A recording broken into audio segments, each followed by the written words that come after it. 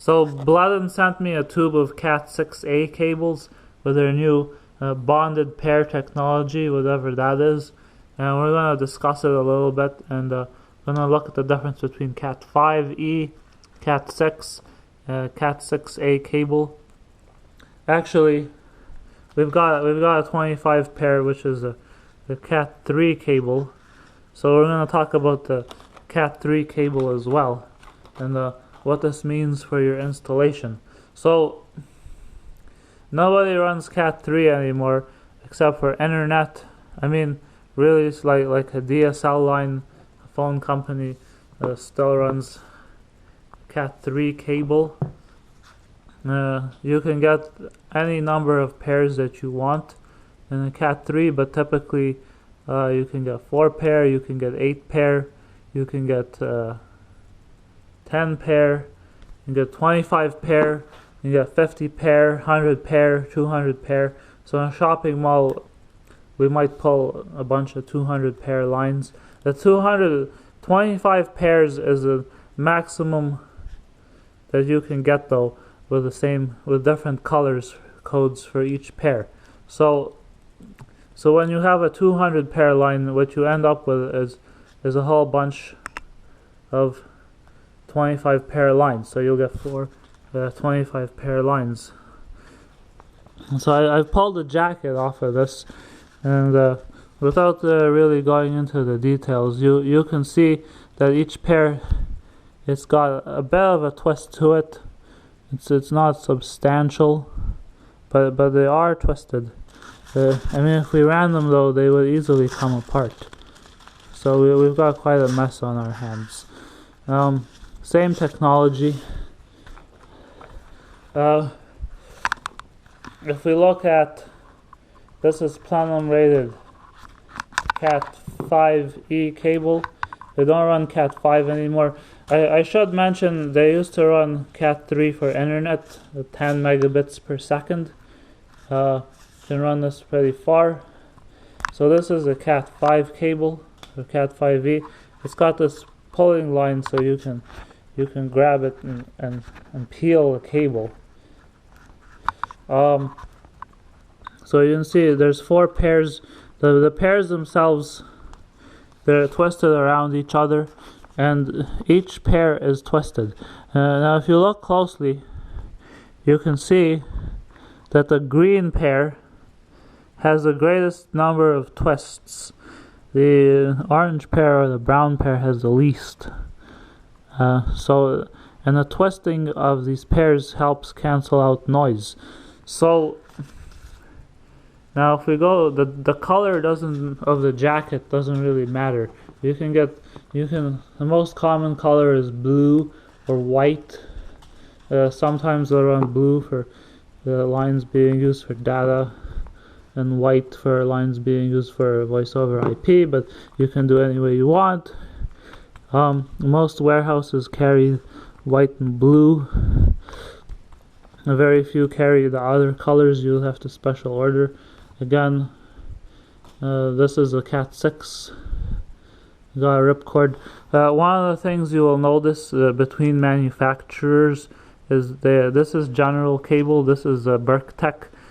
So the general cable, sometimes the colors are a little bit different. This one's almost got like a shiny metallic color on the wires. Sometimes it's very hard to, when you peel back the wire, sometimes it's hard to tell the striped pairs because they've got almost no color on them at all, and sometimes they do. So you can see the Cat6 is twisted much tighter than the Cat5e. You can see on the orange pair, for example, that there's a lot more twists per inch. The other thing that this cable has, it's got I threw out it's got a ripcord, but it's also got this polyester stretchy thingy. It provides structural stability to the wire, to the cable when you're pulling it up a ceiling, or up a wall. Because if you've got a cable that's 100 feet long and it's all dangling, then you're pulling, 100 feet worth of cable. That's like 5 or 6 or 8 pounds of force pulling down on that bundle. So over time that could cause it to stretch or even fail, could cause performance issues. So now that we've discussed that, we'll look at the tube of Cat6A. Well, one thing I want to mention, you can only run this wire or cable, you can only run it 300 feet or 100 meters. So if you run it more than that, the signal quality degrades. Even with these twists, you get a poor signal quality. So a Cat6 cable, you can get speeds of up to 10 gigabits per second, but only up to 50 meters. So if you're running it for a 1 gigabit Ethernet connection, you can run it a full 100 meters. But if you're trying to achieve a speed of 10 gigabit Ethernet, which is 10 times faster, then you can only run it up to 50 meters, possibly only up to something like 32 meters if you've got cable with a crosstalk or interference, if you didn't run the connectors properly, if there's a strong magnetic interference in the building. So that's why they came up with Cat6A cable, and they said, well, here's some Cat6A cable, and you can run this the full 100 meters. You can run it 100 meters, and you won't have any trouble getting the full speed at 100 meters. So Bledin says, one of the things you will notice about the Bledin cable, and I better check the bottle. So they said, so this is the current Bledin Cat6A cable. This is a platinum rated Cat6A. It's guaranteed to 615 megahertz versus the 250 that you get on the Cat6. What you'll see on a Cat6 cable or a Cat5e cable. I want to mention also before we start that the Cat5e here, it's a lot thicker than the Cat6 for some reason. The Berktech makes a much fatter cable. I don't know why. Even the pole boxes are much larger, like much larger and heavier. I think 1,000 feet was about 10 pounds heavier. Not an exact figure. So anyway, this is the current Bledin cable that they're selling. It's got the data twist technology. You can see it's much fatter than the Cat6 that we've already run. It's even fatter than the Cat5e. It's too fat, and they've narrowed it down now with the new purple Bledin, and they've also orange Bledin, which are exactly the same. The only difference is the color. One thing you will notice on this Bledin cable is that it's got a shielding for electromagnetic interference, and we're going to just see how effective that really is. Well, we're not going to be testing it right now, but if we take the ripcord and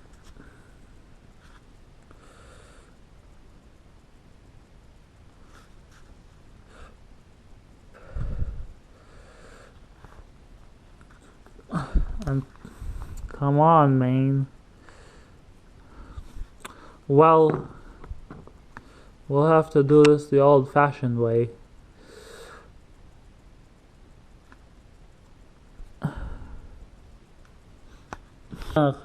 I'm gonna just cut this cable wide open. Well, or try to.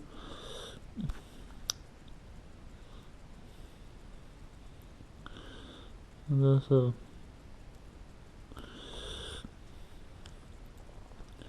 this rip cord here.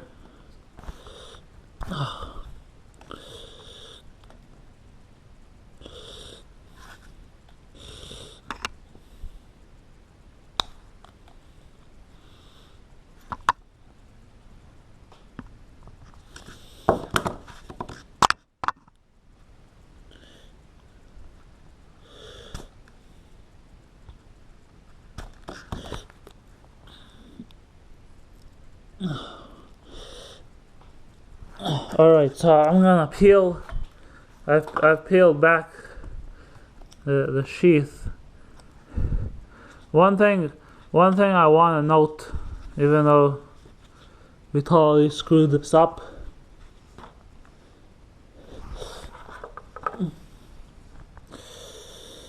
it's a solid sheath. It's totally, I mean, the sheathing is totally smooth, and we've got this foil wrapping which you have to remove. So when we take the foil off, we can see that the individual pairs themselves are twisted, but they're also twisted along each other. We don't necessarily see that in a Cat5. I'm gonna pull.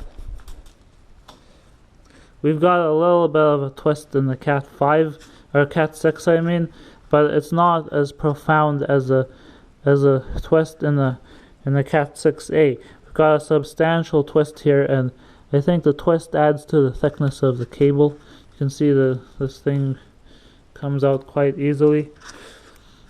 So the other thing we will notice is the support that they're twisted around. It's got these grooves cut into it. So they're pretty substantial grooves, as you can see. So that's something you have to deal with. The other thing is, of course, the twists themselves are much tighter. So on the orange pair, you can compare between the Cat6.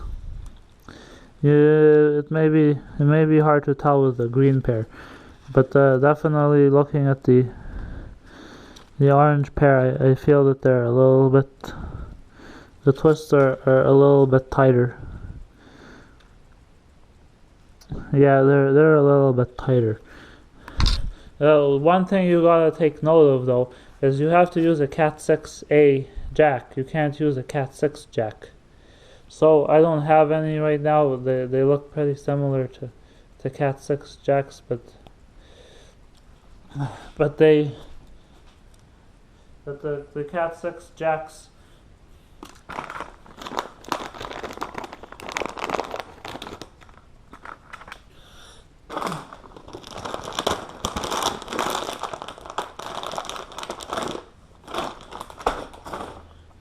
what you will notice on a Cat5e Jack, you've got the place where you punch down the individual wires, they're all spread out. So if your cable comes in here, you've got more exposure on two of the pairs than you do on the other two, which is okay. But on a Cat6 Jack, you've got the same exposure because the punch down is on the back. So your cable comes in this way and the wires go up and down. That leads to less removal of the jacket, and that leads to less interference, which is very important here. So going back to what I said, now Bloodon came up with this thing that they call the bonded pair, and what you can see is on a On a normal Cat6, I can peel the pairs. On a Blood'n, it's like they're glued together. So they're not only twisted, but they're also glued. So that goes for all the pairs. And the reason I did that is because if you're running a wire and you're pulling it in the ceiling, what will start to happen, or in a wall, you'll start moving it and bending it. And you might be pulling this 200 or 300 feet. And what will happen is inside the wire, these pairs, they'll start to bend too, which is okay. But what ends up happening, if you start bending a pair so much, you'll start to create like little gaps in the twists, and these twists are designed to cancel out interference. So if you start bending them, they're not uniform anymore. Whereas a Blood'n cable, if you can bend it all you want, but every pair is glued together, so it's pretty hard to mess these up. Of course, what's gonna happen is you're gonna have a bit of a headache installing them, because now you have to cut each pair and peel them to get to whatever you're doing. So it's gonna take you longer to install, but and obviously you have to be much more precise with your installation, or you're going to fail. If we look at the old Blood'n, which they didn't peel for us, this is what's currently on the market right now, but the new Blood'n is coming out. You can see the twists. Again, it's got the same design as the old one, but it doesn't have the bonded pair. So it's Cat6A, but it doesn't have the bonding. So it does have the twist, and it does have a smooth jacket. As far as thicknesses go, it's a little bit bigger, which means your typical cable tray is gonna be you'll be able to hold less cables with a Cat6A versus the Cat6 or the Cat5e. The other thing that you should take note of is one of the reasons it's thicker is the twists, and one of the other reasons is it's a larger gauge. You probably can't tell from the camera, but it's a larger gauge wire.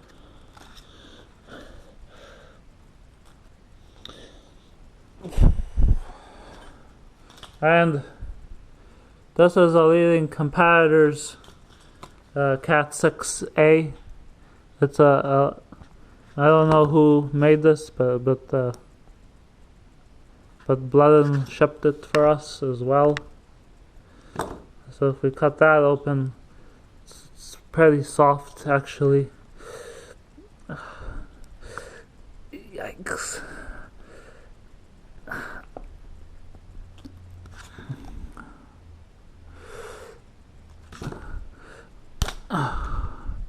It's not twisted so much, as far as I can tell. It obviously doesn't have the bonded pair technology, but it does have this twisted core, but the twisted core is much thinner, and it seems like less sturdy than the Blood'n one. See, the Blood'n one is still holding the wires together, whereas the competitor's one is not. And also we've got the but the competitor has got this like grooves cut into their jacket, and I don't know, but I think the grooves are twisted. I'm gonna cut this open and just take a look.